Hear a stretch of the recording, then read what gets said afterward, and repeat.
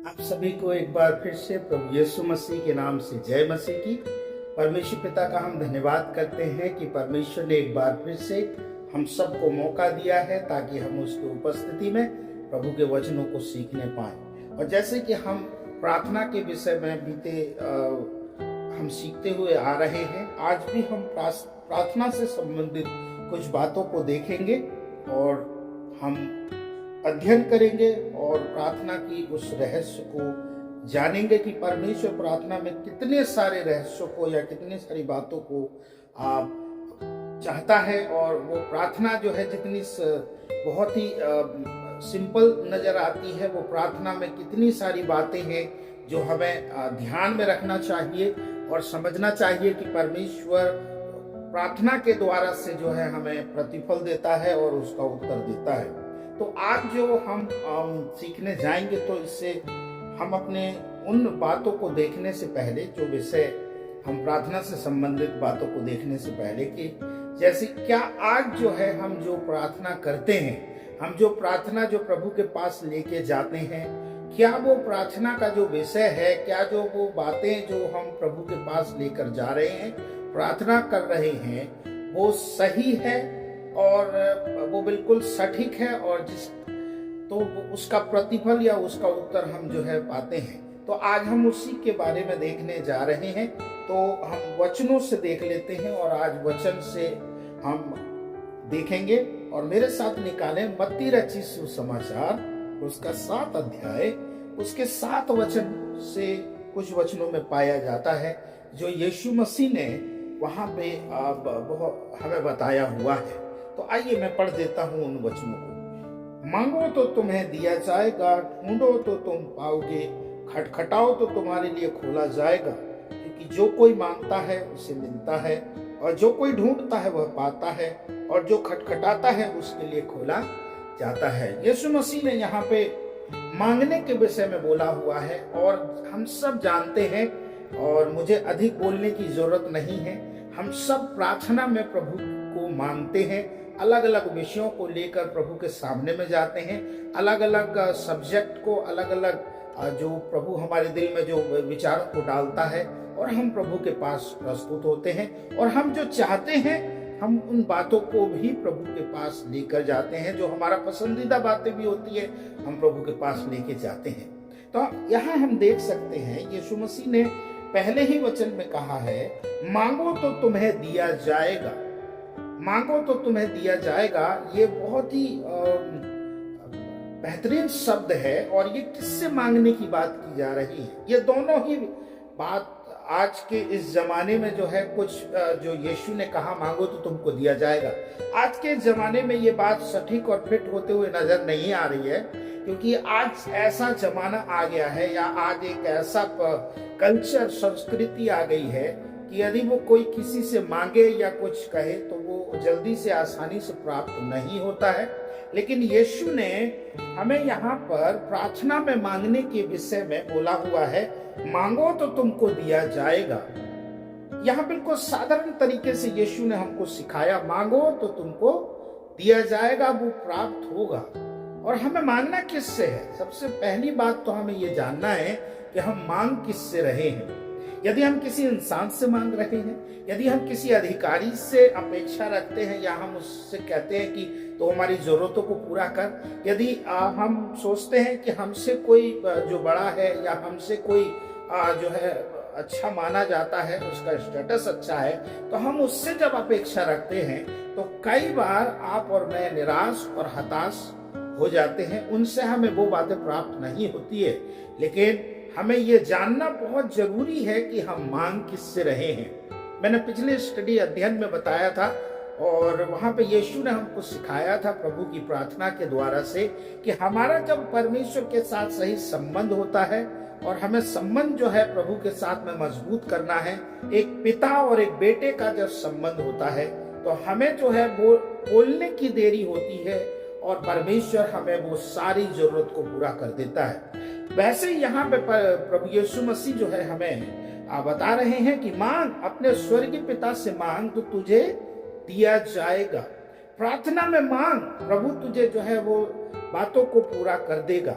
हम याकूब की पत्री में देख सकते हैं और वो कहता है कि जिस किसी को भी बुद्धि की घटी है, और जब वो बुद्धि प्रभु से मांगता है तो प्रभु बिना उलाहना उदारता से उसे बुद्धि दी जाएगी। वहां पे ऐसे बताया हुआ है। हम जो है जब एक विषय को लेकर या एक उन चीजों को हम जब प्रभु से प्रार्थना करते हैं तो प्रभु हमारी प्रार्थना को निश्चय सुनता है और उसको उत्तर देने में कोई हिचकिचाहट नहीं होती है, कोई देरी नहीं होती है, लेकिन प्रभु सीधा सा जो है हमारी प्रार्थना को सुन लेता। आज हम इसी के बारे में बात कर रहे हैं कि जो भी मैं प्रार्थना कर रहा हूं, जो भी बातों को मैं प्रभु के पास लेके जा रहा हूं, क्या वो सही बात है या क्या वो सटीक बात है जो प्रभु सुने और उसका उत्तर जो है हमें तुरंत दे दे। यीशु ने कहा मांग तो तुम्हें दिया जाएगा। बिल्कुल साधारण बात सी यीशु ने बताई है, मांग। तो हमें परमेश्वर से मांगना है और हमें सही सब्जेक्ट और सही विषय रखना है, तब जाके हमारी प्रार्थना जो है सुनी जाएगी और हमारी प्रार्थना का प्रतिफल जो है हाँ और आमीन में आएगा। कई बार हम दूसरी जगहों में जो है अपेक्षा लगा के बैठते हैं और हम इंतजार करते हैं, मांगते हैं, जिसकी वजह से हमें देरी होती है। हो सकता है कई बार हमको मिलता भी नहीं है और हम उसी वजह से जो है निराश हो जाते हैं और हम असफल हो जाते हैं और हम जो है निराशा के उस समुद्र में, निराशा के उस कगार में डूबते चले जाते हैं और हम सोचते हैं, अपने आप में ऐसा बना लेते हैं और हम ऐसे विचारों को डेवलप कर लेते हैं कि हम मांगते हैं लेकिन हमको मिलता नहीं है। लेकिन हमें राइट व्यक्ति से मांगना है, जैसे कि यीशु ने कहा मांगो तो तुम्हें दिया जाएगा। हमें परमेश्वर से मांगना है और सही सब्जेक्ट को हमें मांगना है। और जैसे हमने पिछले अध्ययन में सीखा था कि हमारे मांगने से पहले हमारा परमेश्वर जो है हमारी आवश्यकताओं को जानता है। हमारे मांगने से पहले हमारा परमेश्वर जो है जानता है कि हमें किन किन चीजों की आवश्यकता है। हमें ध्यान में रखना है कि हम कौन से ऐसे बातों को जो है प्रभु के सामने में लेके जा रहे हैं, कौन सी ऐसी चीजें जो ऐसा विषय है जो हम प्रभु के पास लेके जा रहे हैं। कहीं उसमें हमारा स्वार्थ तो नहीं छुपा हुआ है, कहीं हम जो है स्वार्थी तो नहीं बन गए हैं और स्वार्थी होकर कहीं हम उन विषयों को प्रभु के सामने में लेके तो नहीं जा रहे हैं। प्रभु सब जानता है। प्रभु के पास जो है स्कैनर है, वो सारी मनसाओं को, वो सारी प्रार्थना के उस उद्देश्य को जो है भली भांति भांपता है और उसका उत्तर जो है स्वर्ग से हमारे लिए ग्रांटेड हो जाती है और उसका उत्तर मिल जाता है। तो आज हमें जैसे कि मैंने बताया कि हमें जो है राइट व्यक्ति से मांगना है और जो है हमें एक सही विषय को प्रभु के सामने में रखना। एक राजा हुआ, दाऊद का पुत्र जो है सुलेमान, उसके विषय में हम देख सकते हैं कि सुलेमान जो है बहुत ही छोटी उम्र में राजगद्दी में बैठा और वो जो है राज्य को चलाने के लिए उसको नियुक्त किया गया। हम उसके जीवन से देख लेते हैं कि राजा होते हुए उसने अपने पिता के पावर का, उसने अपने जो राजगद्दी है, राज सिंहासन या राजघराने का उसने जो है भरोसा नहीं किया, लेकिन वो परमेश्वर पिता से जो है उसने प्रार्थना किया। उसके बारे में बहुत अच्छी बात लिखा गया है, उसके 3 वचन से मैं पढ़ना चाहता हूँ। हाँ, ऐसे लिखा हुआ है, सुलेमान यहोवा से प्रेम रखता था। ये है पहला राजा उसका 3 अध्याय उसके 3 वचन। और अपने पिता दाऊद की विधियों पर चलता तो रहा, परंतु वह ऊंचे स्थानों पर भी बलि चढ़ाया और धूप जलाया करता था। एक बहुत ही सुंदर बात बताई गई है, सुलेमान यहोवा से प्रेम रखता था और अपने पिता दाऊद की विधियों पर चलता तो था, ऐसे लिखा हुआ है। आज हमें जानने की जरूरत है प्रभु के प्रिय लोगों, और जैसे कि आप इस संदेश को सुन रहे हैं और सुनेंगे, तो आप इन बातों को देखें कि हमें प्रभु से प्रेम करने वाला व्यक्ति के रूप में हम सब जो है प्रभु से प्रेम करते हैं और हम अपने विषयों को, अपने सब्जेक्ट को प्रभु के पास लेकर आते हैं। लेकिन कई बार हमारे जो विषय होते हैं, जो प्रार्थना के विषय होते हैं, उनका उत्तर आने में हमें देरी होती है और हम जो है प्रतीक्षा करते रहते हैं और प्रार्थना पे प्रार्थना और प्रार्थना पे प्रार्थना हम प्रभु के सामने में करते हैं। लेकिन यहाँ पे हम देख सकते हैं कि सुलेमान जो है परमेश्वर से प्रेम रखने वाला व्यक्ति था, अपने पिता के समान परमेश्वर की विधियों पर चलता था। लेकिन साथ ही साथ उसके बारे में लिखा हुआ है ऊंचे स्थानों पर बलि चढ़ाया और धूप जलाया करता था। चौथे में लिखा और राजा गिबोन को बलि चढ़ाने गया क्योंकि मुख्य ऊंचा स्थान वहीं था। तब वहां की वेदी पर सुलेमान ने 1000 होम बलि चढ़ाए। 5वें में लिखा है गिबोन में यहोवा ने रात को स्वप्न के द्वारा सुलेमान को दर्शन देकर कहा, जो कुछ तू चाहे कि मैं तुझे दूं वह मांग। यह दर्शन एक प्राप्त करता है और परमेश्वर उससे स्वयं कहता है सुलेमान से कि जो कुछ तू चाहता है कि मैं तेरे लिए करूं, तेरे जो राज्य में करूं, तू मुझसे मांग। और हम देख सकते हैं उसके नीचे वचनों को जब आप पढ़ेंगे तो जो कुछ भी सुलेमान ने परमेश्वर से कहा उसके बारे में बहुत ही अच्छी बात लिखा हुआ है। उसके कुछ बातों को मैं जल्दी जल्दी पढ़ूंगा और जिसके द्वारा से परमेश्वर उन बातों को सुना और लिखा है। उसके कुछ वचनों में लिखा हुआ है कि परमेश्वर जो है उसके 9वें वचन में लिखा है, 10वें वचन में लिखा है कि परमेश्वर इस बात से जो है परमेश्वर जो है अति प्रसन्न हुआ। और वो क्या बात है उसने जो कही, सुलेमान ने कहा तू अपने दास मेरे पिता दाऊद पर बड़ी करुणा करता रहा, क्योंकि वह अपने को तेरे सम्मुख जानकर तेरे साथ सच्चाई और धर्म और मन की सीधाई से चलता रहा। और तूने यहाँ तक उस पर करुणा की थी कि उसे उसकी गद्दी पर विराजने वाला एक पुत्र दिया, जैसा कि आज वर्तमान है। यह सुलेमान जो है प्रभु के सामने में रख रहा है। और अब हे मेरे परमेश्वर यहोवा, तूने अपने दास को मेरे पिता दाऊद के स्थान पर राजा किया है, परंतु मैं छोटा लड़का सा हूं जो भीतर बाहर आना जाना नहीं जानता।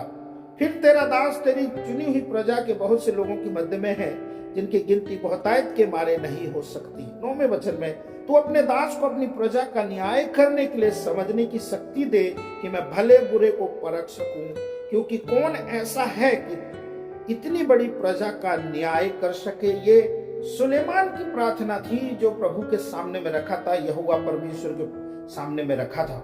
और इस बात से जो है यहोवा परमेश्वर प्रसन्न होकर जो है इस प्रकार से कहता है, और ऐसे लिखा हुआ इस बात से प्रभु प्रसन्न हुआ कि सुलेमान ने ऐसा वरदान मांगा है। तब परमेश्वर ने उससे कहा, इसलिए कि तूने ये वरदान मांगा है और ना तो दीर्घायु ना धन और ना अपने शत्रुओं का नाश मांगा है, परंतु समझने के लिए विवेक का वरदान मांगा है। इसलिए सुन, मैं तेरे वचन के अनुसार करता हूँ, तुझे बुद्धि और विवेक से भरा मन देता हूँ, यहाँ तक कि तेरे समान ना तो तुझसे पहले कोई कभी हुआ और ना बाद में कोई कभी होगा।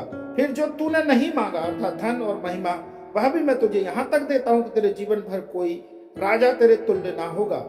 फिर यदि तू अपने पिता दाऊद के समान मेरे मार्गों पर चलता हुआ मेरी विधियों और आज्ञाओं को मानता रहेगा तो मैं तेरी आयु को बढ़ाऊंगा। परमेश्वर ने इस बात से खुश होकर परमेश्वर उसे वो वरदान दिया और उसे वो बुद्धि दी जो ना कभी उसके जैसा कभी हुआ और ना कभी बाद में होगा। प्रभु ने इतनी उसे बुद्धि दी ताकि प्रजा की जो है अच्छे से अगुवाई कर सके और अच्छे से जो है न्याय कर सके। और इस विषय को सुनकर परमेश्वर प्रसन्न हुआ और वो उसे प्रदान किया। और लिखा है साथ ही साथ तूने और भी दूसरी चीजों के लिए प्रार्थना नहीं किया, लेकिन मैं फिर भी तुझे वो बातें दूंगा। वो लिखा है इसलिए कि तूने वरदान मांगा और ना तो दीर्घायु मांगा है और ना धन मांगा, ना अपने शत्रुओं का नाश मांगा है तूने। तुझे मैं जो है बुद्धि दूंगा, ऐसे लिखा हुआ है, परंतु समझने के लिए विवेक का वरदान मांगा है। इसलिए सुन, मैं तेरे वचन के अनुसार तो करता हूँ, तुझे बुद्धि और विवेक से भरा मन देता हूँ, यहाँ तक कि तेरे समान ना तो कोई होगा और ना कभी होगा। फिर तूने नहीं मांगा, फिर जो तूने नहीं मांगा था धन और महिमा, वह भी मैं तुझे देता हूँ। आज बिल्कुल इस छोटे से वचनों के द्वारा से जो है मैं आप सभी को उत्साहित करता हूँ कि हमारा जो विषय है एक बिल्कुल सटीक विषय होने पाए और परमेश्वर जो है उससे प्रसन्न हो, जैसे कि सुलेमान से प्रसन्न हुआ था। आज परमेश्वर हमारे जो विषय जब हम प्रभु के पास लेके जाते हैं उससे परमेश्वर प्रसन्न हो और उस प्रार्थना का उत्तर जो है हमें दे। और यहाँ लिखा हुआ है कि जो सुलेमान ने नहीं मांगा था वो भी परमेश्वर ने उसे प्रदान किया। तूने दीर्घायु नहीं मांगा, तूने धन नहीं मांगा, तू शत्रुओं का खात्मा या नाश नहीं मांगा, लेकिन तूने तो बुद्धि के लिए जो है मेरे से प्रार्थना की। और तूने वो बातें नहीं मांगी, लेकिन मैं फिर भी जो तूने नहीं मांगा है वो भी मैं तुझे देता हूं। और वहां पे हम देख सकते हैं कि परमेश्वर ने इतना धनाढ्य उसे किया कि उसके जैसा कोई राजा नहीं हुआ। इतनी महिमा से भर दिया कि लोग जो है दूर दूर से सुलेमान के उन वचनों को, नीति वचन को सुनने के लिए आते थे। और उनमें से सीबा की रानी भी है। मैं ज्यादा अधिक और नहीं बोलना चाहता हूं, बस मैं आप सभी को जो है प्रभु के वचन के द्वारा से उत्साहित करता हूं कि आइए हम अपने प्रार्थना के विषय को सही रखें और प्रभु से वो प्राप्त करें जो हमने मांगा भी नहीं है। हमें मांगने की आवश्यकता नहीं है। हमारा परमेश्वर प्रसन्न होकर उन बातों को भी दे देगा जो बातें हम चाहते भी नहीं है। हमें सटीक प्रार्थना को प्राप्त करना होगा, प्रार्थना के विषय को जो है प्राप्त करना होगा, अपने अंतरात्मा से प्रभु से प्रार्थना करना होगा। और वही सटीक प्रार्थना को जब हम प्रभु के पास लेके जाएंगे, प्रभु हमारी प्रार्थना को सुनेगा और उसका उत्तर देगा। जैसे कि आपने इन वचनों को सुना है, परमेश्वर आप सभी को जो है वचन के सुने जाने पे आशीष दे। और जब आप इसे लागू करें, परमेश्वर आपकी उन प्रार्थनाओं को भी सुने जो प्रार्थना आपने की नहीं है। God bless you. जय मसीह की।